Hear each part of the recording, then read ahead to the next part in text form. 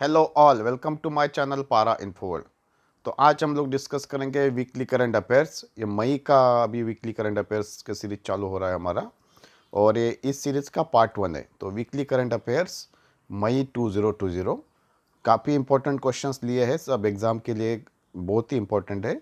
तो कोई भी क्वेश्चन आप स्किप मत कीजिए, और उसका रिलेवेंट जीके भी यहाँ पे हमने लिया है, वो भी आपको बहुत यूज़फुल रहेगा एग्ज़ाम के लिए। तो चलिए शुरू करते हैं। To which country India has extended US dollar 150 million foreign currency swap support? Bharat ने किस देश को 150 मिलियन विदेशी मुद्रा विनिमय सहायता दी है? तो भारत ने 150 मिलियन की विदेशी मुद्रा का सहायता दी है। तो कौन से कंट्री को दी है? तो वो मालदीव को दी है। बी करेक्ट आंसर है। तो Maldives is the correct answer. चलिए और इसके बारे में देखते हैं। विदेशी मुद्रा उसको एफएक्स स्वैप भी बोलते हैं। ये क्या होता है? तो दो विदेशी पार्टियों के बीच मुद्रा का आदान प्रदान करने के लिए एक समझौता होता है, समझौता है, एक एग्रीमेंट है। और इसमें एक मुद्रा में ऋण के मूलधन और ब्याज भुगतान की अदला बदली होती है। तो करेंसी स्वैप होती है, मतलब ठीक है। और एक पार्टी दूसरी पार्टी से मुद्रा उधार लेता है। तो ये मतलब लोन लोन जैसा बोरो करते हैं वो एक पार्टी, ठीक है। तो और इसके बारे में क्या है देखते हैं। भारत कोविड-19 से लड़ने में कम सक्षम देशों की मदद करने के लिए आगे आ रहा है। तो मतलब जिसकी कैपेसिटी कम है, तो जो जो गरीब देश है उनको सपोर्ट कर रहा है भारत। और इसी इसी उनके उस क्रम में भारत ने मालदीव को वायरस के प्रभाव को कम करने में मदद की है। तो कोविड-19 को प्रभाव जो भी है, वो जो फाइनेंशियल क्राइसिस आएगी, तो वो कम करने के लिए मालदीव मालदीव को ये मदद की है। तो अभी मालदीव के बारे में और थोड़ा जानकारी लेते हैं। तो मालदीव के राष्ट्रपति कौन है? तो इब्राहिम मोहम्मद सोलिह है। ये सब इम्पोर्टेंट रहती है एग्जाम पॉइंट ऑफ व्यू। और राजधानी कौन है? तो माले। और मुद्रा कौन है, मुद्रा कौन सी है? तो मालदीवियन रुपया। ये ख्याल में रखो। राजधानी कौन सी है? मालदीव की माले, ठीक है। और मालदीव एक्चुअली उसके बारे में एक ये देश जो है उसके बारे में और एक इन्फॉर्मेशन आप ख्याल में रखो। मालदीव जनसंख्या और क्षेत्र दोनों ही प्रकार से एशिया का सबसे छोटा देश है। Asia's smallest country both in terms of population and area. Next question, who has been appointed as India's next permanent representative to the UN? UN क्या है? United Nations. संयुक्त राष्ट्र में भारत के अगले स्थायी प्रतिनिधि के रूप में किसे नियुक्त किया गया है? उनका नाम है T.S.. Tirumurti. D correct answer है। तो तिरुमूर्ति कौन है? तो 1985 बैच के एक भारतीय विदेश सेवा आईएफ अधिकारी, आईएफ ऑफिसर है मतलब। और वर्तमान में सचिव है आर्थिक संबंध, सेक्रेटरी है इकोनॉमिक रिलेशंस। और सैयद अकबरुद्दीन की स्थान लेंगे वो, जो रिटायर्ड हो रहे हैं। तो he will replace Syed Akbaruddin, ठीक है। नेक्स्ट है, which program was organise recently for Delhi police personal at new Delhi? हाल ही में नई दिल्ली में दिल्ली पुलिस के लिए कौन सा कार्यक्रम आयोजित किया गया था? ये कोविड-19 के रिलेटेड ही है। तो प्रोग्राम का नाम है आयु रक्षा। सी करेक्ट आंसर है। अब ये किसने ऑर्गेनाइज किया वो देखते हैं। तो अखिल भारतीय आयुर्वेद संस्थान आयुष मंत्रालय के तहत आता है। अखिल भारतीय आयुर्वेद संस्थान, all India institute of Ayurveda के तहत, और दिल्ली पुलिस ने आयोजन किया है। मतलब अखिल भारतीय आयुर्वेद संस्थान और दिल्ली पुलिस, उन्होंने आयोजन किया है। आयु रक्षा ये क्या है? कोरोना कोरोना से जंग दिल्ली पुलिस के संग। कार्यक्रम का उद्देश्य सरल और समय परीक्षणित आयुर्वेद प्रतिरक्षा बढ़ाने के उपायों के माध्यमों से कोरोना के खिलाफ लड़ना। मतलब क्या है? उनको जानकारी दी गई है कि आपकी इम्यूनिटी कैसे बढ़ेंगी आयुर्वेद के जो सिंपल जो नुस्खे हैं, या फिर आयुर्वेदिक के हर्ब्स है, या फिर उनकी मेडिसिन है, वो यूज़ करके आप कैसे आपकी इम्यूनिटी बढ़ा सकते हैं, इसके बारे में उनको जानकारी दी है। तो फॉर एग्ज़ाम्पल, प्रतिरक्षा बढ़ाने के लिए च्यवनप्राश है, देन अनुतोला है, शेष मणिवती है, जैसे अनुशंसित योग की सिफारिश की गई है, ठीक है। तो ये सब च्यवनप्राश, अनुतोला, शेष मणिवती से आपकी इम्यूनिटी बढ़ सकती है, ऐसा सब डिस्कशन किया गया है उस प्रोग्राम में। और अभी आयुष मंत्रालय की बात आई तो आयुष मंत्रालय के सचिव कौन है, तो वैद्य राजेश कोटेचा है। अभी next question, which Indian TV show becomes most viewed entertainment programme recently. हाल ही में कौन सा भारतीय टीवी शो सर्वाधिक देखा जाने वाला मनोरंजन कार्यक्रम बन गया है, तो उसका नाम है रामायण। ए करेक्ट आंसर है। रामायण अभी जैसा डीडी नेशनल पे चल रहा था, हो गया अभी खत्म। रामायण 33 साल के बाद फिर से प्रसारित हुई ये सीरियल। और कभी शुरू हुई, तो प्रधानमंत्री नरेंद्र मोदी द्वारा कोरोना वायरस के प्रसार को रोकने के लिए देशव्यापी लॉकडाउन मतलब तालाबंदी की घोषणा के तुरंत बाद मार्च महीने में दूरदर्शन नेशनल पे डीडी नेशनल पे टीवी शो का पुनः प्रसारण शुरू हुआ। और 16 अप्रैल को दुनिया भर में 7.7 करोड़ लोगों ने ये शो देखा। अभी डीडी नेशनल का ये भी मानना था कि ये सबसे ज़्यादा देखे जाने वाला प्रोग्राम हो गया है अभी 7.7 करोड़ ग्लोबली। लेकिन अभी बीच में ऐसा भी न्यूज़ आया था कि ये ग्लोबली सबसे ज़्यादा नहीं हुआ, वर्ल्ड रिकॉर्ड नहीं हुआ है। और भी दूसरे कुछ प्रोग्राम्स है जो इससे ज़्यादा भी देखे गए हैं एक दिन में। तो इसलिए ये क्वेश्चन हमने ऐसा मॉडिफाई किया है, which Indian TV show becomes most viewed entertainment programme recently. Otherwise क्या होता था क्वेश्चन, वर्ल्ड रिकॉर्ड सेट किया मतलब ये रामायण प्रोग्राम ने, लेकिन वर्ल्ड रिकॉर्ड सेट नहीं किया है, ये ख्याल में रखो। अभी next question, which city developed कोविड-19 dashboard to monitor hotspots spread of virus. किस शहर ने कोविड-19 डैशबोर्ड को हॉटस्पॉट वायरस के प्रसार की निगरानी के लिए विकसित किया, तो उसका नाम है आगरा। सी करेक्ट आंसर है। तो स्मार्ट आगरा कहाँ है, तो उत्तर प्रदेश में स्मार्ट सिटी के अंडर एक सिटी है आगरा।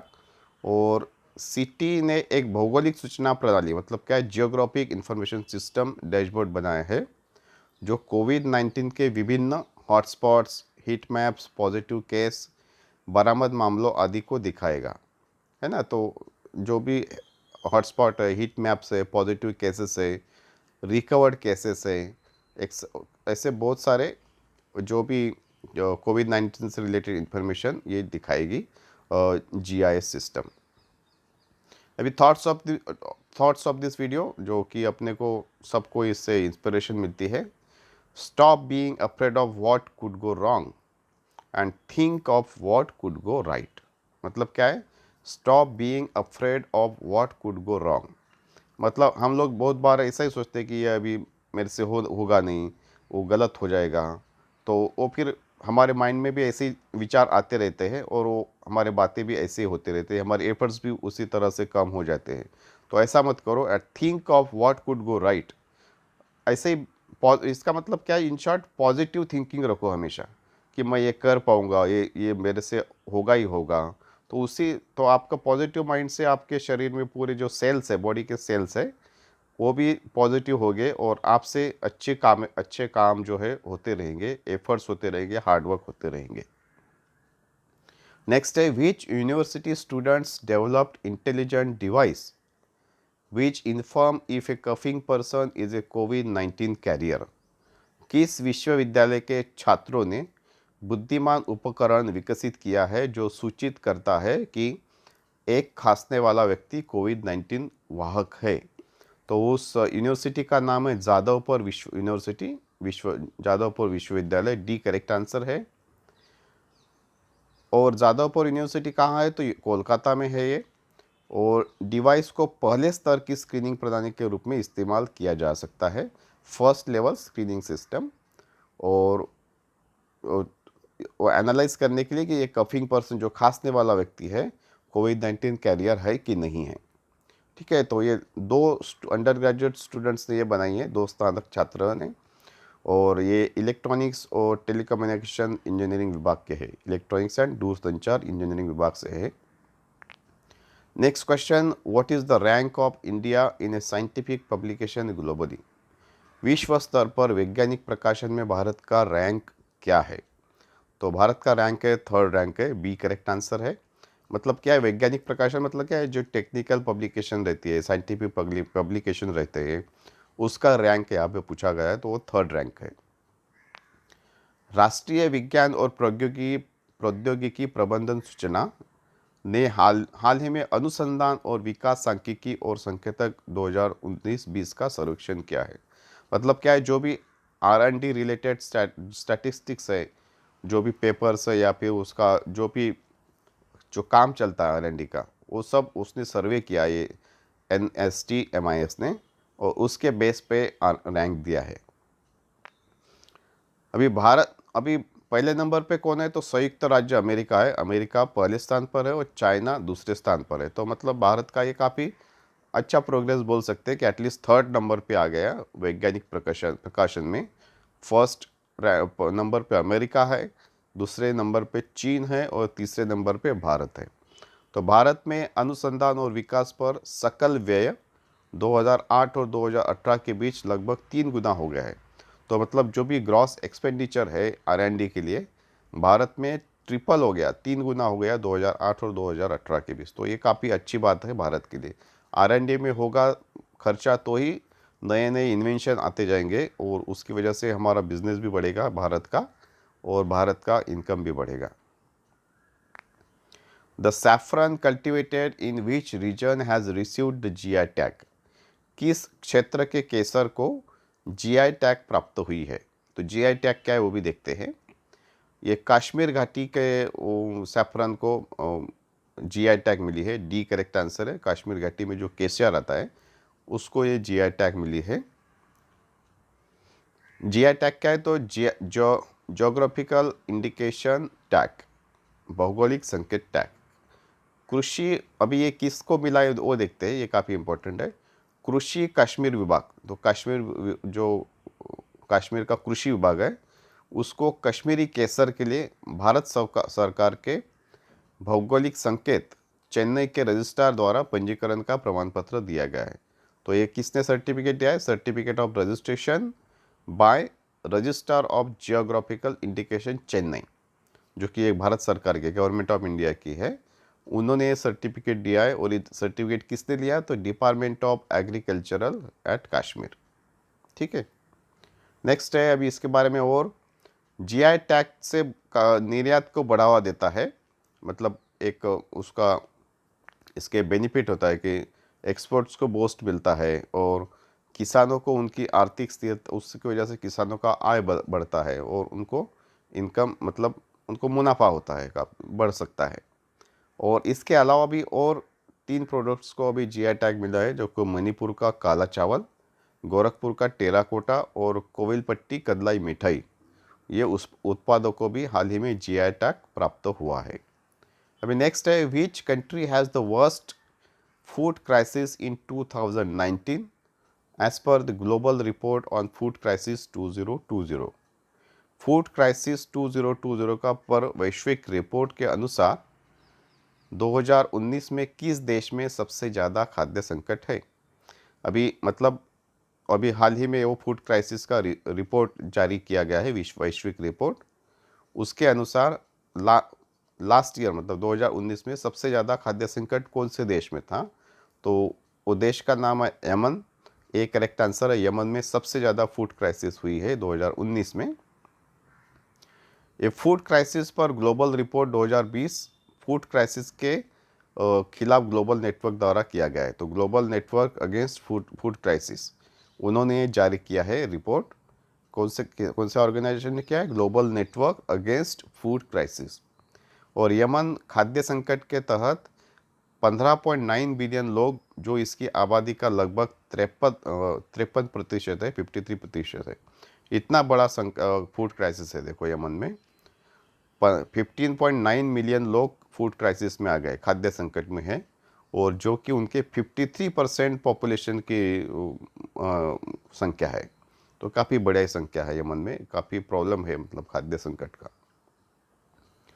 तो सबसे खराब खाद्य संकट वाले 10 देश है लोगों की संख्या से, वो उसमें यमन है, कांगो लोकतांत्रिक गणराज्य, अफगानिस्तान है, वेनेजुएला, इथियोपिया, दक्षिण सूडान, सीरिया, सूडान, नाइजीरिया उत्तरी क्षेत्र का, और हैती है। और 135 बिलियन से अधिक लोग खाद्य संकट से गुजर रहे हैं अभी ग्लोबली अगर देखा जाए तो। देखो कितनी बड़ी संख्या है। तो 135 मिलियन से ज़्यादा लोग खाद्य संकट से गुजर रहे हैं, फूड क्राइसिस से। उनको खाना नहीं मिल रहा है मतलब।